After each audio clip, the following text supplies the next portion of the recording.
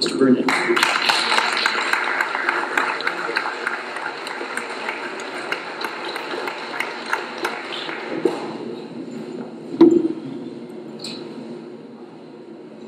Good evening, ladies and gentlemen. It's very nice to have Paul call me Mr. Bernier. Makes me feel important.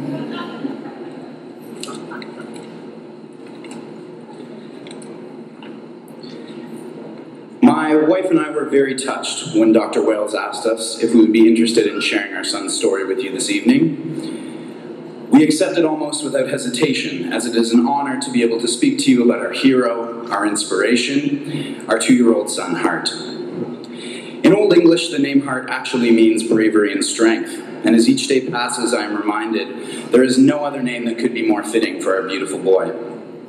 Before I begin, I have to make a confession. I actually wrote this speech as I lay on a cot in the constant observation room of the 6th floor of Sick Kids Hospital on Valentine's Day. So, if at any point this speech is sappy or overly sentimental, please consider the context in which it was written and give me some grace. They say that a picture is worth 1,000 words, and since Paul gave me a strict time limit, I figured including a few of the photos my wife has taken documenting Hart's journey would allow me to share as much of our experience as possible without upsetting the man who operates on my son on a fairly regular basis.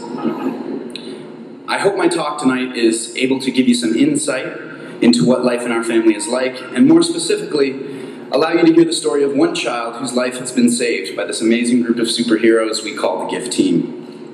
Like his biology, Hart's story is unique, and yet there are many aspects of his life and experience that are similar to all those children who, despite the misfortune of their gastrointestinal dilemmas, have had the good luck of landing in the care of the experts at the Hospital for Sick Children. I will begin at the beginning, as this is usually the best place to start.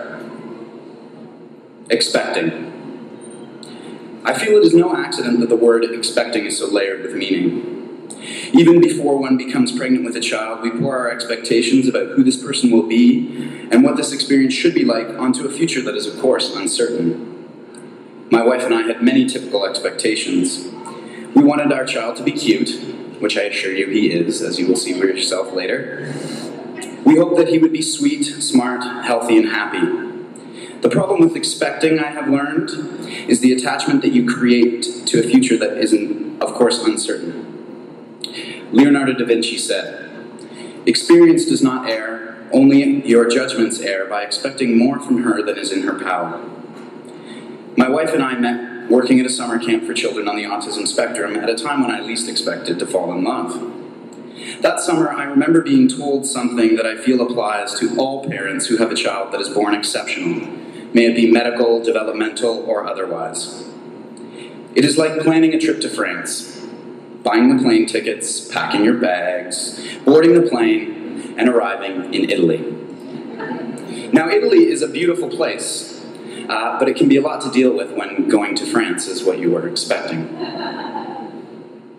Elation. Hart was born full-term, naturally, and the labor and delivery went off without complication. He was our first child, and I remember being amazed and proud of my wife for what she endured, and grateful for the gift that she carried for 9 months. At the same time, I was humbled by the miracle I witnessed. It was beautiful. Family was all there with us, and we celebrated. I left Ash at the hospital that night, peacefully lying with him because we lived 2 minutes from the hospital, and ironically, I felt it was a good idea to get some sleep before the journey ahead. Ignorance is bliss. Part of me still regrets leaving that night, as it was the last bit of calm before the storm. Reality. The rain pounded on the windshield as I raced behind the ambulance over the Gardner Expressway, speeding towards the Hospital for Sick Children. As I was driving, a song by The Verve came over the radio. The words of the chorus line cut through me. It's a bittersweet symphony, this life. We had gone from the greatest high to quite literally the most afraid we have ever been in our lives. The uncertainty of what was happening was too much all at once. The song was right. Just as we were about to be sent home from the Newmarket Hospital, Hart started throwing up. He became what we now know as distended, and after an x-ray, we were rushed to the NICU in Toronto. We would not return home for nearly 100 days. Diagnosis.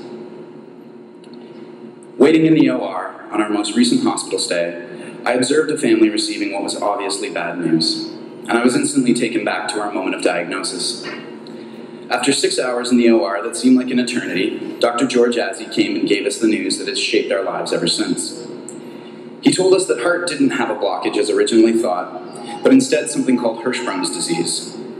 He said that 80% of the children they see are only affected at the very end of the intestinal tract. Hart, however, was in the top 1% amongst the most severe, having his entire large and all but 75 centimeters of his small intestine affected. Therefore, he was in the midst of something called intestinal failure. George told us many things that gave us a small picture of what was happening and what we might expect, and he also introduced us to Paul Wales. It was at this low and uncertain time where we came up to a fork in the road of our lives. I remember sitting in the cafeteria at the hospital exhausted, beside my wife, having a discussion we agreed we would only have once. "What if they tell us there's nothing they can do?" she said. "Well, then we take him home to be at peace," I painfully replied. And almost as these words left my lips, I looked up. There's a train that travels around the roof of the cafeteria. "Keep going," the Energizer Bunny sticker on the caboose of the train said. We began together down a new path, hand in hand, and we haven't looked back since.